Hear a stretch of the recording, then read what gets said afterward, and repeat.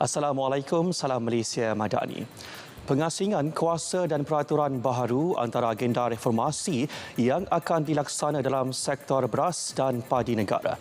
Ini termasuk memperkenal peraturan melarang campuran beras putih tempatan dengan beras putih import dalam masa terdekat. Menteri Pertanian dan Keterjaminan Makanan Datuk Seri Mohamad Sabu berkata, langkah itu dirangka bagi memantapkan tata kelola sektor tersebut. Langkah lain yang akan diambil ialah pelaksanaan agenda reformasi perkhidmatan awam melalui kajian penggabungan semua penguatkuasa bawah KPKM.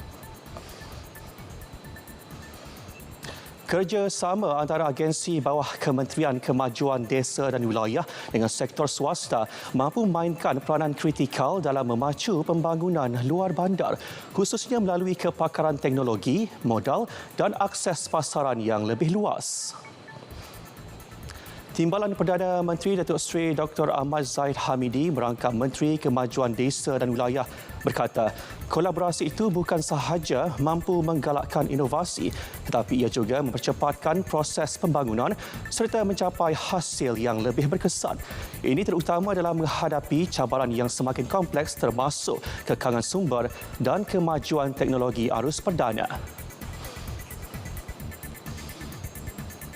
Satu badan penasihat telah dilantik Suruhanjaya Komunikasi dan Multimedia Malaysia bagi meneliti kesesuaian untuk meminda Akta Perkhidmatan PUS 2012.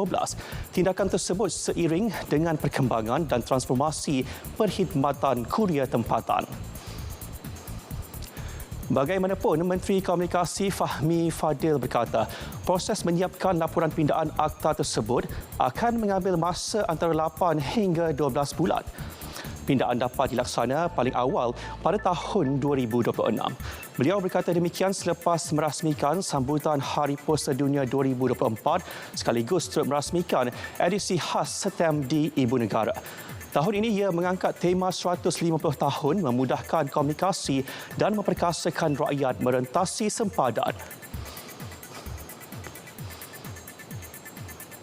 Peruntukan bagi penggunaan teknologi kecerdasan buatan AI untuk mengurangkan kesesakan lalu lintas perlu dipertingkatkan dalam Belanjawan 2025. Pakar Keselamatan Jalan Raya Dr. Lau Teh Hua ketika mencadangkan perkara itu berkata, teknologi yang lebih canggih membantu memperkemas pengurusan lalu lintas. Dengan menggunakan sistem AI yang lebih canggih. So saya punya AI sistem ialah kita guna Google Traffic. Google Traffic itu kita akan tahu adakah dia punya traffic itu masih lancar ataupun tak lancar. Dengan tu kita nampak dia boleh kesan. Dr. Lau turut menyarankan agar peruntukan dipertingkatkan bagi kerja-kerja pembaikan infrastruktur jalan raya. Satu notis arahan di bawah Seksyen 31 dan 37 Akta Kualiti Alam Sekeliling 1974 dikeluarkan terhadap sebuah kilang memproses getah terpakai di Kulim. Arahan dikeluarkan Jabatan Alam Sekitar JAS Negeri Kedah susulan kilang tersebut mengeluarkan bau busuk yang mengganggu penduduk kawasan sekitar. Pengarahnya Sharifah Zakiah Said Saha berkata, siasatan mendapati alat kawalan pencemaran udara yang dipasang iaitu scrubber tidak berfungsi dengan baik. Justru, notis dikeluarkan bagi memberikan arahan agar pihak premis mengambil tindakan pembetulan dan membuat penyelenggaraan ke atas alat berkenaan. Pihak premis diberikan masa 2 minggu bagi mematuhi arahan yang diberikan. JS juga telah membuat penahanan operasi kelengkapan di bawah Seksyen 38 Akta Kualiti Alam Sekeliling 1974. Kes disiasat di bawah Peraturan-Peraturan Kualiti Alam Sekeliling Udara Bersih 2014.